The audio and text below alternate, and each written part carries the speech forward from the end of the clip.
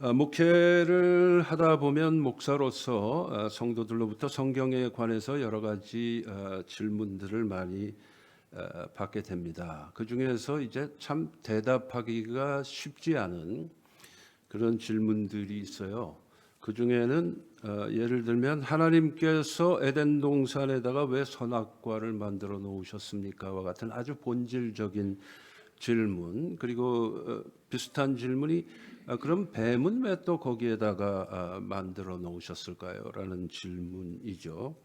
근데 그러한 질문뿐만이 아니고 더불어서 제가 듣는 질문 중에 하나는 이런 거예요. 이순신 장군은 천국에 가셨을까요? 아니면 지옥에 가셨을까요?와 같은 질문입니다. 왜냐? 우리 한국의 이제 내셔널 히어로 중에서 한국 사람들이 제일 존경하는 인물이 이순신 장군이거든요. 여러분들은 어떻게 생각을 하십니까? 저는 이러한 질문에 대해서 두 가지로 답을 합니다. 제가 첫 번째 저의 답은 나도 잘 모른다라는 답이고요. 그리고 또 하나는 나중에 천국에 가서 우리가 주님께 여쭤보면 답을 얻을 수 있을 것이다라는 답을 하게 됩니다. 그러나 이렇게 답하는 것도 그렇게 쉬운 일은 아닙니다. 하나님은 공평하신 분인데 어떻게 공평하신 하나님께서 이순신 장군 같은 살신성인의 대명사인 분이 그리스도의 복음을 들어볼 기회조차 가지지 않은 상태에서 그냥 지옥을 가야 되는가? 라는 의문이죠. 그렇죠? 여러분이 아시지만 1592년에 임진왜란이 발발했습니다. 그때 이제 일본 군대가 조선 땅을 침공을 하는데 부산포를 거쳐서 침공을 할 때에 그 선봉에 섰던 그 일본인 장군 두 사람이 누구냐면은 가토 기요마사하고 고니시 유키나가라는 장수였습니다. 근데 그 가토 기요마사는 이제 한문으로 써서 우리가 한국식으로 읽으면은 가등청정이고요. 그다음에 이제 고니시 유키나가는 소소행장이에요. 여러분들도 이제 뭐 중고등학교 때 역사 시간에 다 배우셔서 기억하시는 이름들입니다. 그런데 그 고니시 유키나가 제2군대를 지휘했던 고니시 유키나가는 일본의 다이묘 중에 한 사람입니다. 다이묘는 이제 한문으로 하면 큰 대자 이름 명자 대명이라고 쓰고 이제 일본식으로 다이묘라고 읽는데요. 그 다이묘는 누구냐면 사무라이들 중에서 큰 성의 성주 역할을 하는 사람이 다이묘예요. 그러니까 일본 군부에서 큰 지분을 갖고 있었던 사람 중에 한 사람이 바로 이 고니시 유키나가인데, 이 고니시 유키나가는 캐톨릭 신자였습니다. 그 당시에 일본으로 전파된 유럽으로부터 전파된 캐톨릭 신앙을 받아들여서 캐톨릭 신자가 됐는데, 일본은 사무라이즘이 있는 나라잖아요. 그래서 일본의 그 사무라이즘이라는 이 소셜 시스템 속에서는 이 주군인 그 오야붕이 예수를 믿으면 그 밑에 있는 부하들인 꼬붕들은 다 예수를 믿게 돼 있어요. 그래서 이 고니시 유키나가 군대는 전부 캐톨릭 신자였습니다. 100% 캐톨릭 신자였어요.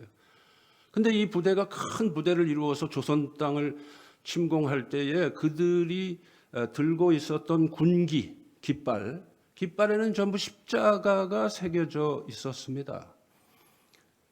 그 얘기는 뭐냐? 일본에서는 이제 크리스찬을 기리시탄이라고 불렀잖아요. 그러니까 이 이순신 장군 입장에서 생각을 해보면 적어도 기독교라는 것이 서양 종교로서 일본에 들어왔었다라는 것은 이순신 장군도 알고 있었을 것이다라는 거예요. 왜냐? 그 사람들하고 같이 싸웠으니까, 같이 전쟁을 했으니까. 그래서 기독교에 대해서 이순신 장군은 들었어요. 기독교에 대해서는 들었지만 복음을 접하지는 못했습니다. 복음이 옆으로 스쳐 지나갔을 뿐이죠. 그러나 복음의 진수를 접할 수는 없었어요. 즉 이순신 장군 입장에서 복음을 들을 기회는 없었습니다. 그러면 복음을 들어볼 기회조차도 없이 그냥 지옥에 가야 된다. 예?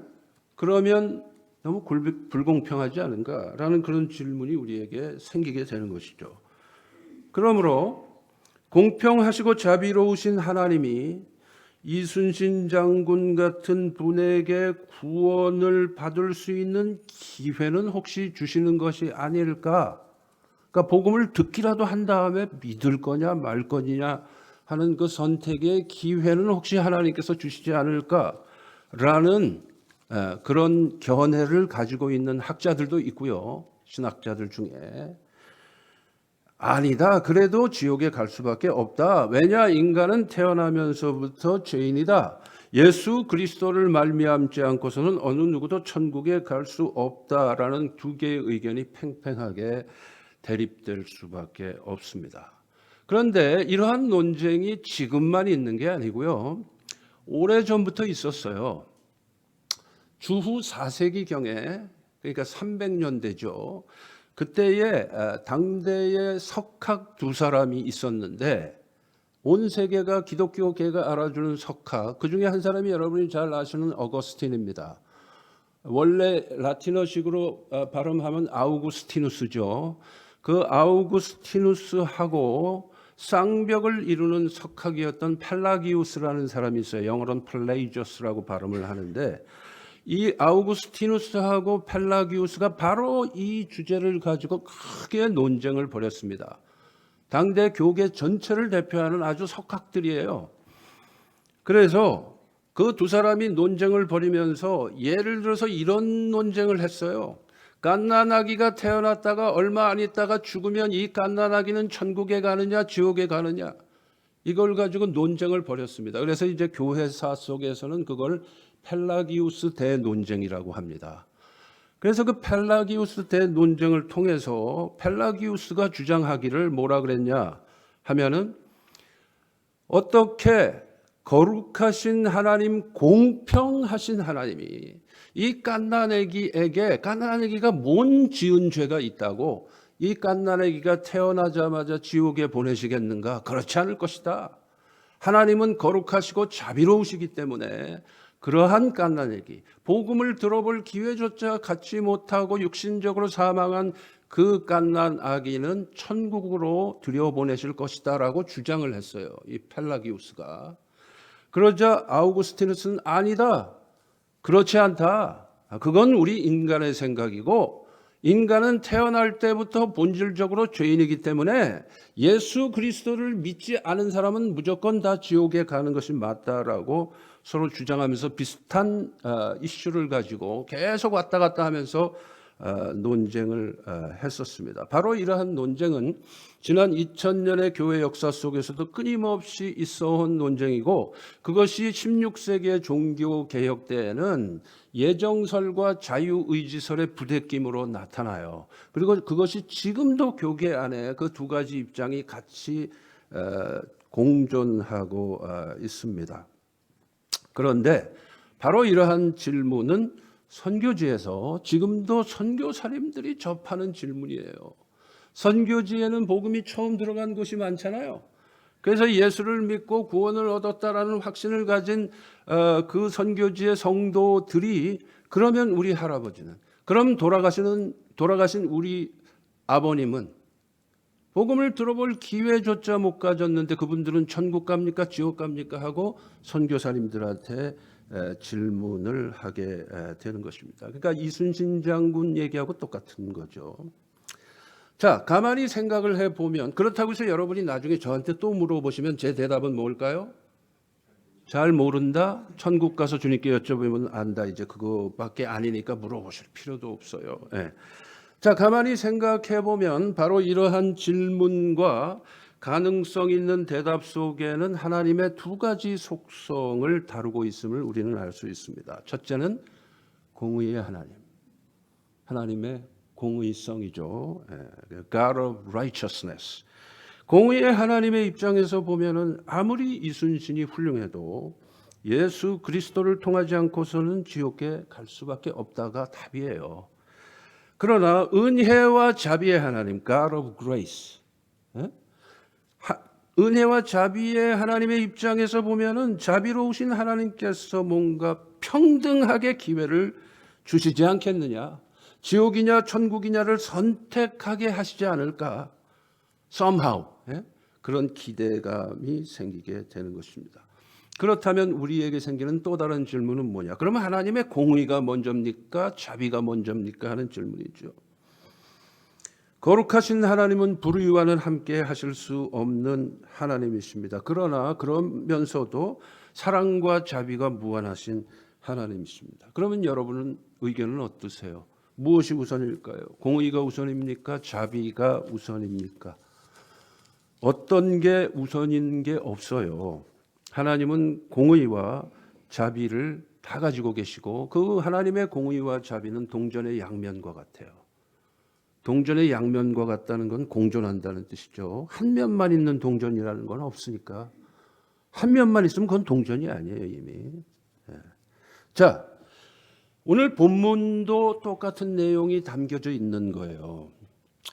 하나님께서 죄악이 만연한 소돔과 고모라를 멸망시키기 위해서 액션을 취하시기 전에 아브라함이 그러하신 하나님을 두 팔을 벌리고 만류하는 장면으로 되어 있습니다. 이 모습은 중보자 아브라함의 모습을 매우 극적으로 보여주고 있다고 할 수가 있습니다. 하나님께서 소돔과 고모라를 멸망시키실 것을 생각하니까 아브라함의 마음속에는 여러 가지 복잡한 생각이 스쳐 지나갑니다. 첫 번째로 이 소돔성 안에는 자신의 사랑하는 조카와 그 조카 롯의 가족들이 있습니다. 소돔이 멸망하면 조카 롯도 그 식솔들도 다 죽게 되어 있는 거예요. 또한 아브라함은 자비로운 사람이었거든요. 소돔성의 그 불쌍한 영혼들이 비참하게 죽어갈 걸 생각을 하니까 견딜 수가 없었습니다. 그래서 아브라함은 하나님 앞에서 생떼를 쓰게 됩니다. 굳이 표현하자면 거룩한 생떼를 쓰게 되는 거죠. 왜냐? 아브라함에게는 자신을 위한 욕심은 없어요. 그저 조카 롯과 소돔성 사람들이 불쌍할 뿐인 것이죠. 그래서 소돔을 심판하기 위해 떠나시는 여호와 하나님의 앞길을 막고 하나님과 논쟁을 벌이게 됩니다. 그러면서 아브라함이 들고 나온 논리는 이거예요. 23절에서 25절을 제가 다시 한번 빨리 읽겠습니다. 아브라함이 가까이 나아가 이르되 주께서 의인을 악인과 함께 멸하려 하시나이까? 그 성중에 의인 50명이 있을지라도 주께서 그곳을 멸하시고 그 50의인을 위하여 용서하지 아니하시리이까? 주께서 이같이 하사 의인을 악인과 함께 죽이심은 부당하오며 의인과 악인을 같이 하심도 부당하니이다. 세상을 심판하시는 이가 정의를 행하실 것이 아니니까. 그렇게 말을 하는 것입니다.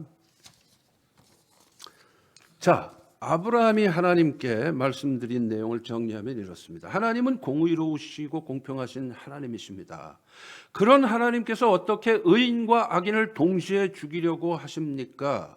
하나님이 심판하시는 대상은 의인이 아니고 악인인데 그 안에 의인이 함께 있다고 해서 그 의인이 같이 죽어야 합니까? 라는 논리죠. 그렇죠? 25절에 나오잖아요. 의인을 악인과 함께 죽이시면 부당합니다 그랬어요. 그러면 하나님의 공평하심에 문제가 생깁니다라고 말한 거예요. 그러면서 아브라함은 하나님께 계속 항변합니다. 세상을 심판하시는 이가 정의를 행하실 것이 아니니까. 이게 무슨 얘기예요? 하나님께서 의인과 악인을 함께 죽이시면 하나님은 정의를 행하시는 게 아닙니다. 불의입니다라고 말하는 거거든요. 이게 굉장히 깐깐한 도전이죠. 아브라함의 여호와 하나님을 향한. 그렇죠? 자, 여러분이 들어보셨을 수도 있는 유명한 그 뮤지션이 있는데요. 리카르도 무띠라는 사람인데 1980년부터 90년까지 10년 동안 필라델피아 필하모닉 오케스트라의 음악 감독을 지낸 사람이고요. 그 후에는 조국인 이태리로 돌아가서 이태리의 교향악단에서 활동을 하다가 2010년에 지금부터 11년 전이죠. 시카고 심포니 오케스트라로 다시 돌아와서 지금 이태리의 심포니하고 시카고의 심포니 두 개의 동시에 지금 음악 감독을 하고 있는 아주 유명한 음악인입니다. 이 리카르도 무티는 전 세계에서 가장 카리스마 있는 지휘자로 평가를 받는 사람이에요. 그런데 이 무티에게 오래전에 있었던 일입니다. 필라델피아 오케스트라 지휘자로 일하던 당시니까 그 당시에 40대였어요. 이분이 젊은 지휘자였죠. 근데 한 번은 이 무티가 연주 후에 기자들과 인터뷰를 하면서 이렇게 말을 한 적이 있어요. 나는 항상 연주 후에 디프레션에 빠진다. 모든 여론이 훌륭한 연주라고 박수를 쳐줄지라도 나의 머릿속에는 항상 완벽한 선율이 흘러가고 있기 때문이다. 즉, 좀 더 잘할 수 있었는데 내가 그 부분을 왜 놓쳤을까라는 그러한 후회감이 자신을 우울하게 만든다라고 기자에게 말을 했었어요. 일종의 이제 완벽주의, perfectionism이죠. 그러나 그의 이런 고백은 오히려 인간은 완벽할 수 없는 존재다라는 사실을 반증해 주고 있다고 볼 수가 있습니다. 비록 완벽할 수 없는 인간조차도 이렇게 완벽을 지향하는 성향을 가지고 있기 때문에 1%의 부족함도 용납할 수 없다면 하물며 이미 완벽하게 거룩하신 하나님께서는 스스로를 향해서 0.00001%의 결점이라도 용납하실 수가 없는 것입니다. 그것이 바로 거룩함의 본질이에요. 아브라함은 지금 그 0.00001%의 부족함도 없으신 완벽하셔야 할 하나님께서 의인을 악인과 함께 죽이시는 오류를 범하실 수는 없습니다라고 항변하면서 하나님의 공의성에 절절하게 호소하고 있습니다. 아브라함이 이렇게 말하는 데는 숨겨진 이유가 있어요.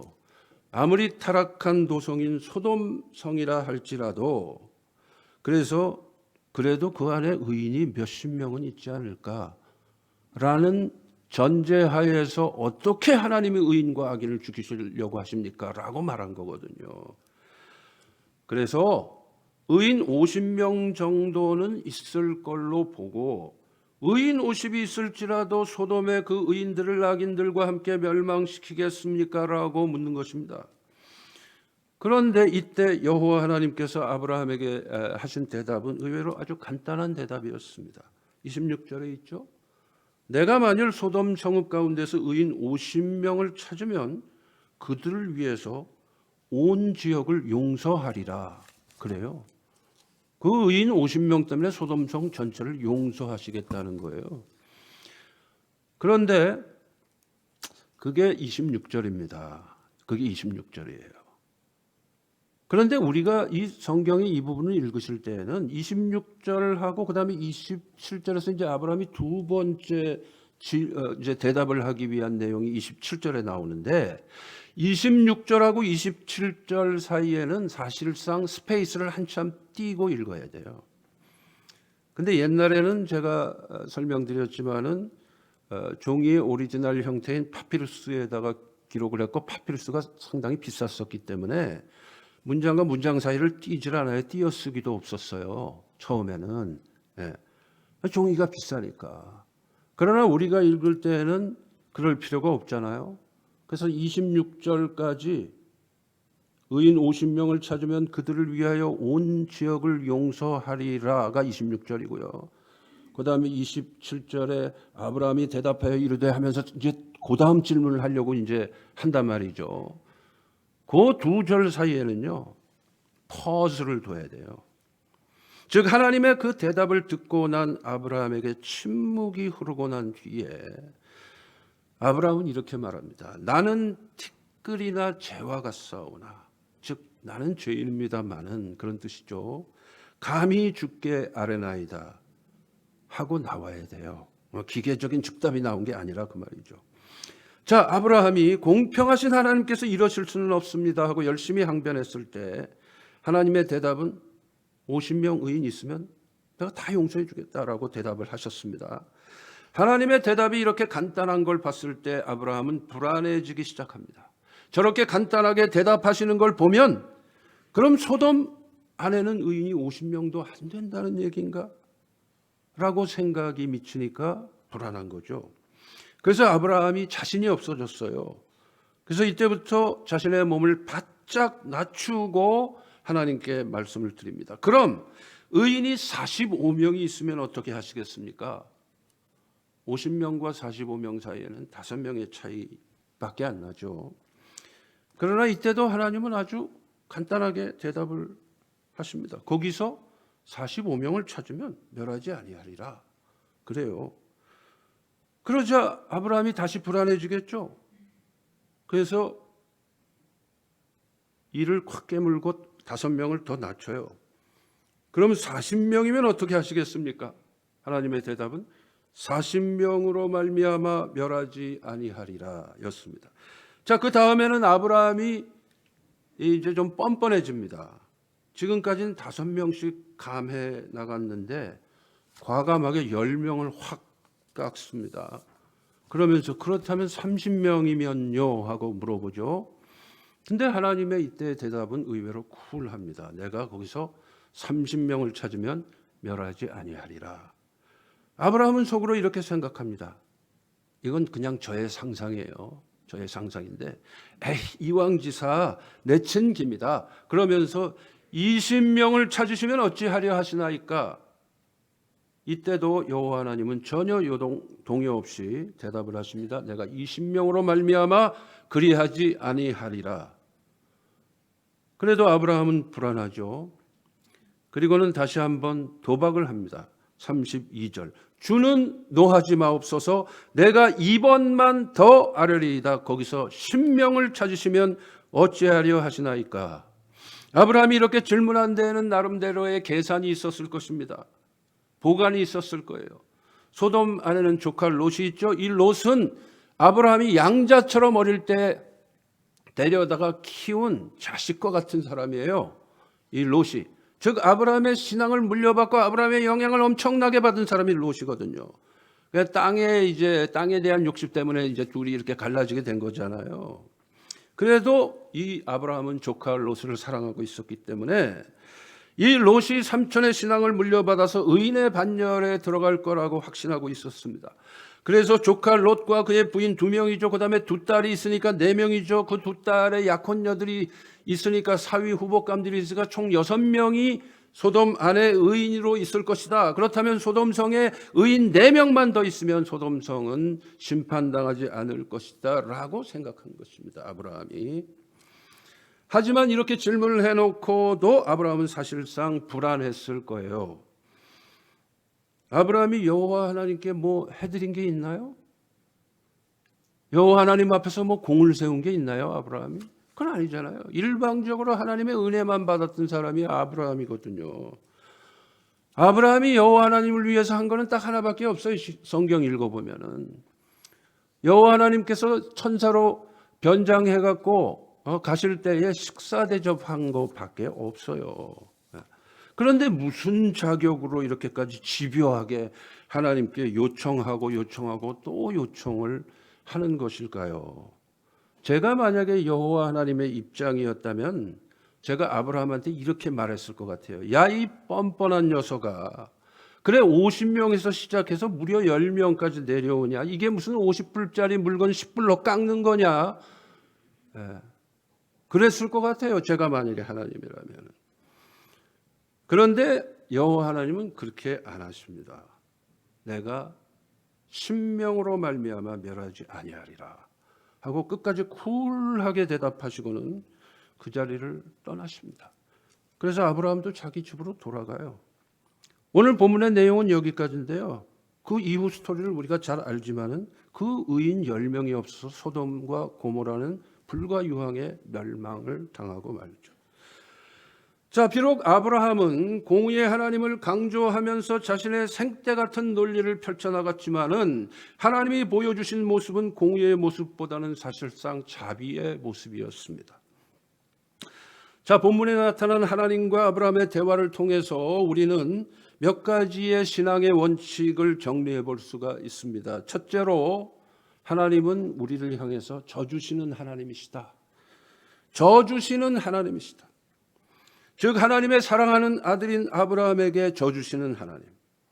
그 하나님이 아브라함에게만 져주실까요? 여러분에게도 져주시겠죠? 우리 모두에게 져주시는 하나님이에요. 만일 하나님께서 우리를 향해서 져주시지 않았다면 과연 우리 가운데 이 자리에 살아남을 사람이 누가 있을까요? 그게 하나님의 은혜요 자비하심이죠.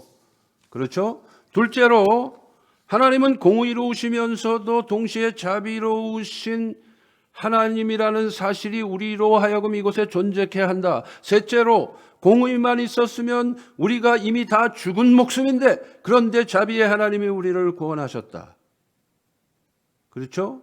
의인 10명만 있으면 그 의인을 향한 자비로우심 때문에 그리고 그 의인들이 나머지 혼탁한 세상을 향해서 끼칠 그 심대한 영향력과 선교적 가능성 때문에 끝까지 참아주시고 기다려주시는 하나님의 모습입니다.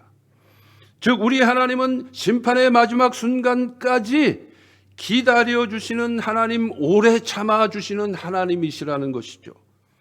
아멘입니까? 네. 비록 우리는 우리가 스스로 의로워서 하나님께 그럴 따질 자격이 있다고 생각하면서 혹시 자기 멋에 살 수 있을지 몰라도 하나님은 우리에게 자비하심으로 끊임없이 져주시고 참아주시고 이해해 주시는 하나님이시라는 거예요. 자, 본문을 통해서 우리가 발견할 수 있는 또 다른 중요한 사실이 하나 있어요.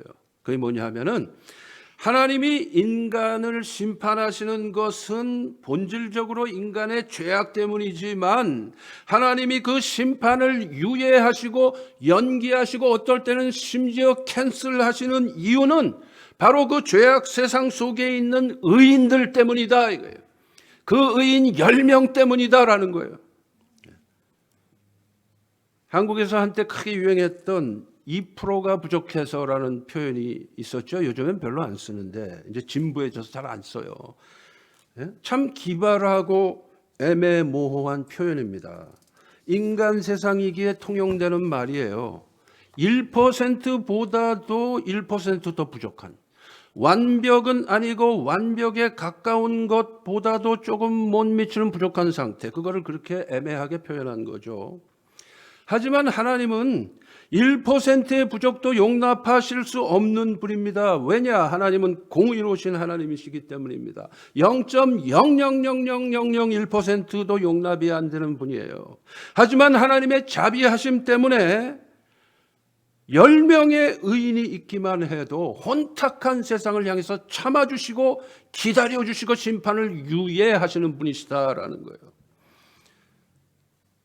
자, 그러면 여러분들에게 묻습니다. 그 10명이 누군가요? 그 의인 10명이 누구입니까? 그 의인 10명이 바로 우리들이죠. 여러분들이죠. 그 10명이 바로 성도요 교회입니다. 아멘입니까? 네. 역설적으로 하나님이 세상을 심판하시는 이유는 그 10명이 없기 때문이에요. 그 10명이 없었기 때문에 하나님이 소돔 고모라를 심판하셨거든요. 그러므로 그 10명의 몫을 신앙인들이, 교회가 채워야 돼요. 하지만 우리 교회들에는 꽤 많은 성도들이 있는데 그 10명의 몫이야 다른 사람들이 다 채우지 않을까, 목사님들이 채우고 장로님들이 채우지 않을까, 이렇게 생각하신다면 큰 오산입니다. 왜냐? 여러분이 생각하기를 다른 분들이 그 10명의 몫을 채우겠지라고 생각하는데 그 다른 분들도 똑같은 생각을 하고 있거든요. 그러면 어떻게 되느냐? 같이 망하는 거예요. 네. 자, 그 10명의 목 중에 한 명분을 내가 채우겠다. 네? 그렇게 해야 나머지 9명도 다른 사람들 속에서 채워져요. 믿습니까? 네.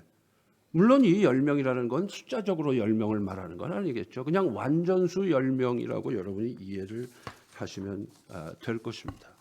이번에 한국이 이제 대선이 몇 달 안 남았고 그런 상태인데 북핵 문제가 큰 이슈예요. 자, 그런데 예를 들어서 하나님께서는 하나님 앞에서 제대로 서지 못하는 대한민국을 북핵으로 심판하실 수도 있어요. 그건 하나님 주관이에요.